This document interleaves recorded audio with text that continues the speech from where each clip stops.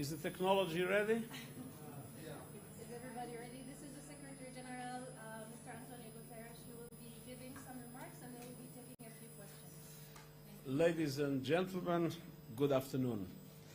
It is a pleasure to be here in Kampala and to meet the leaders of two of the most important partners of the United Nations, the Non-Aligned Movement and the G-77 plus China. Their voices, championing solidarity, sustainable development and South-South cooperation, are foundational to the United Nations. The contributions to UN peacekeeping forces are unmatched and irreplaceable, and their commitment to multilateral solutions is an antidote to our ailing world. Across the globe, democracy is eroding, populism and extremism are increasing, our climate is heating, and trust in institutions of all kinds is breaking down. The global economy is faltering, and many developing countries are caught in the jaws of a debt crisis, unable to pay their bills or to invest in sustainable development, climate action, or digital technologies. The share of official development assistance going to Africa is at its lowest level in more than 2 decades. And high interest rates put private finance largely out of reach of so many countries. Meanwhile, conflicts are multiplying and human rights and international law are being flouted, from Russia's invasion to the Ukraine, to Sudan, and to the Middle East. The relentless Israeli bombardment of Gaza in response to the horrific terror attacks by Hamas is the most intensely destructive campaign waged since I became Secretary General. The number of civilian casualties, including women, children, and our own staff, is unprecedented in such a brief period of time. It continues to rise, and hunger and disease are now adding to the toll. More than 100 days after 7 October, more than 100 hostages are still being held, and they must be released immediately and unconditionally. And I will not give up on calling for an immediate humanitarian ceasefire.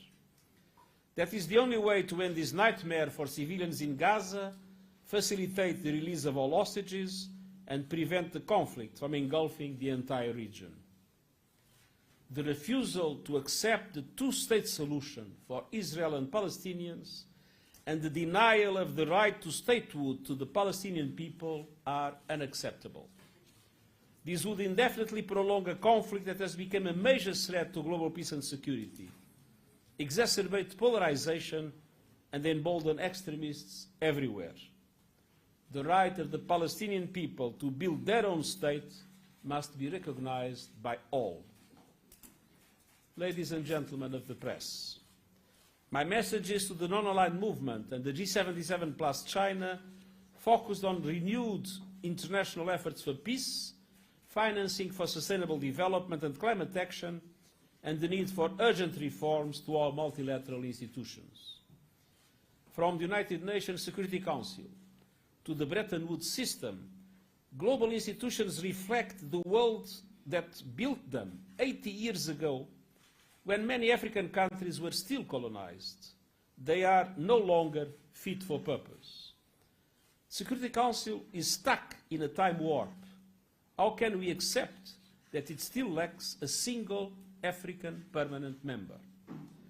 The global financial system is outdated, dysfunctional, and unfair.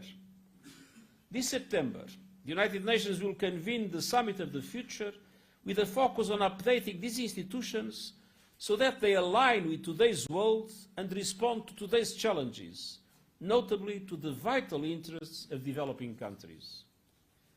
Governments will also consider our proposed new agenda for peace, which sets out initiatives around disarmament, conflict prevention, tackling terrorism and transnational crime, and managing the security threats, including those posed by artificial intelligence.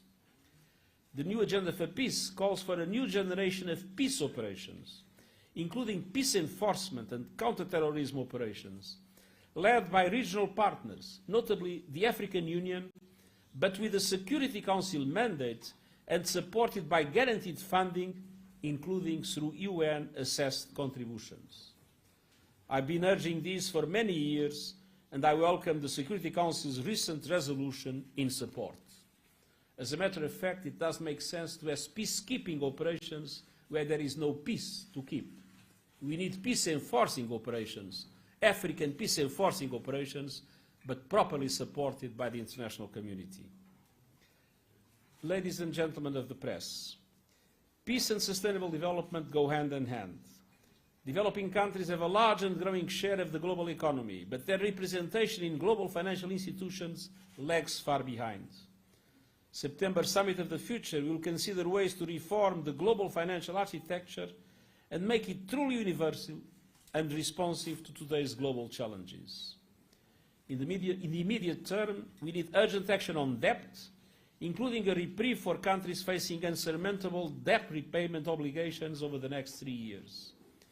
And we also need faster progress on an SDG stimulus of $500 billion a year in accessible long-term finance for sustainable development. Multilateral development banks must be adequately capitalized and must change their business models to leverage far more private finance for developing countries at reasonable cost to invest in the SDGs. And developed countries must meet their pledges on climate finance. Clarifying the delivery of the $100 billion and doubling adaptation finance are an essential starting point for much greater ambition. The unity and tenacity of the Global South helped to create the Loss and Damage Fund, but it now needs significant contributions to fulfill its purpose. Ladies and gentlemen, the United Nations is working around the world to support the efforts of developing countries to mobilize domestic resources and maximize investments in the SDGs. Strong, cohesive societies can only be built on a foundation of advancing sustainable development, respecting human rights, and recognizing the rights of minorities and standing up to all forms of discrimination. It is critical to uphold the basic human rights of every person, regardless of background, race, religion, sexual orientation, or political opinion. Here in Kampala, governments from the Global South have stressed the importance of multilateral solutions based on global justice and international law. Their strong voices will resonate across the year of global reforms. This is the only path to a safer, fairer, more peaceful world for all, and I thank you. Thank you so much. We're going to take a couple of questions. We'll start with Uganda Broadcasting Corporation, Mr. Timothy. Good morning, Mr. Secretary General. My name is Timothy from UBC. The question is the big divide between the Global North and the Global South. How do you plan to bridge that gap, especially leveraging on a youthful population in Africa? Thank you very much. Well, one thing is clear. The institutions that today are relevant for development, for climate action, the international financial institutions were created after the Second World War. When they were created, very few African countries existed as independent countries. And so they reflect the world of the post-Second World War instead of reflecting the world of today. That means that the Global South is in a position of clear inferiority because it lacks an effective representation in those institutions. The Security Council, the Bretton Woods institutions. And because of that, obviously those institutions have been more attentive to the needs of the Global North than to the needs of the Global South. And there is an increase of inequality that needs to be quickly corrected. That is why we have been asking for the reform of the institutions, to make them exactly adapted to the reality of today's economy, for an adequate representation, namely Africa, and at the same time for a set of measures in relation to debt relief, in relation to the SDRs, the special drawing rights redistribution, in relation to the change of the business model and the capitalization of multilateral development banks, in order to mobilize much more resources for the African countries to be able to address the enormous challenges that they face. We live today a world that is unfair, with outdated and dysfunctional institutions. We must reform those institutions and create conditions to effectively fight inequality and to provide the African continent with the resources that are needed to address the aspirations of a youth that is its most important potential. Thank you. Second question, AFP in the back. Secretary General Tina Smollett from APTV. We have a question. Where does the UN stand on Ethiopia-Somaliland maritime deal? And would you say, like the president of Somalia, that this is kind of an annexation? Thank you. Well, we are always guided by our principles. And our principles are related to the unity, the sovereignty, and the territorial independence of countries, including Somalia. And we hope that through dialogue it will be possible to overcome the present situation. Secretary General, Dorsa Jabari with Al Jazeera English. The non-aligned movement, and particularly African countries, seem to be emerging as the conscience of the world on Gaza, what we've seen here over the past few days especially. The Western countries have been talking repeatedly about rules-based international order. Where are the rules now? I want to get your thoughts on what's been coming out of these summits here and the difference that you've seen between the reaction of African countries on the ongoing war in Gaza compared to the Western countries. The rules are clear. The rules are international law. The rules are the Charter of the United Nations. The rules are international humanitarian law. And we cannot have double standards. And for us it's clear that we are seeing in Gaza a violation of those rules, namely of international humanitarian law, and that situation needs to be corrected. So for us, there are no double standards. For us, the rules are the same, and they apply to everybody, and they are based on what the international community has built, namely through the UN Charter and international law. Thank you. Reuters, please go ahead. Your Excellency, my name is Justin Drolaze. I work for Reuters News Agency. My question is about the plight or the situation refugees and asylum seekers find themselves in.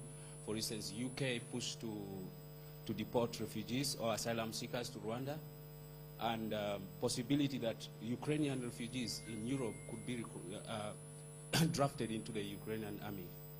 What's your comment? Well, all refugees must be treated equally, and all countries must assume their responsibilities in relation to refugee law. And so we have expressed our opposition to the agreement that you have mentioned. At the same time, I would like to say that Uganda has given a remarkable example of refugee protection. You have much more than 1 million refugees in Uganda, refugees from several neighboring countries, and there has been, since I am High Commissioner, a concern in order to guarantee to those refugees the same conditions of life of the population of Uganda. And this is something that I believe should be used as an example, and namely that European countries should be looking into those examples. And Ukrainian refugees, of course, have the right to be protected, but all refugees are equal, and all refugees have the same rights. Thank you. Perhaps one or two more questions, please, from PBS. Thank you, Excellency. My name is Shamina from the Department of Uganda. I wanted to know from you that in multilateral calls for Africa's African refugees from the UN Council, but that seems to be falling on deaf ear. I want to know if there are powers struggling, frustrating it, if there are any fears from those powers. I must say I am hopeful in that regard. First, it is a clear injustice, a flagrant injustice, that there is not one single African member, permanent member of the Security Council. And the reason is obvious. Most of the countries of Africa were not independent when the UN institutions were created. But in recent declarations, public declarations, I've seen the permanent members being favorable to at least one African permanent member. The United States said so, the Russian Federation said so, China has been positive in this regard, the UK and France too. So for the first time, I'm hopeful that at least a partial reform of the UN Security Council could be possible for this flagrant injustice to be corrected and for Africa to have at least one permanent member in the Security Council. It is not guaranteed, nothing that, of course, depends on the Secretary General. It depends exclusively on member states, on the General Assembly. But for the first time, I think there are reasons to be hopeful. Thank you. Just one last question, maybe. We'll see how patient the Secretary shows. Associated Press. Sorry. Thank you, Mr. Secretary General. My name is Patrick Onen. Mr. Secretary General, you come to Uganda at the backdrop of international condemnation on the Anti-Homosexuality Act that the country just passed. The U.S. has passed out some sanctions on Ugandans. What is your stand as the United Nations? And is this something that you have perhaps talked with the Ugandan leadership? I said yesterday in the summit that there should be not any form of discrimination, and the rights of all minorities should be respected. I just read in my statement to the press, let me see if I can find it again, a sentence in which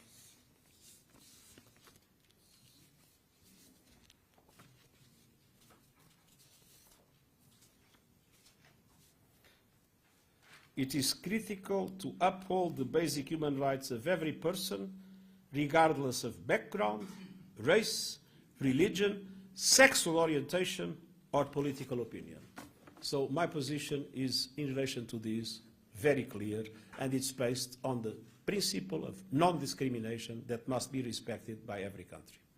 Thank you so much. Thank you very much. Thank you for your time.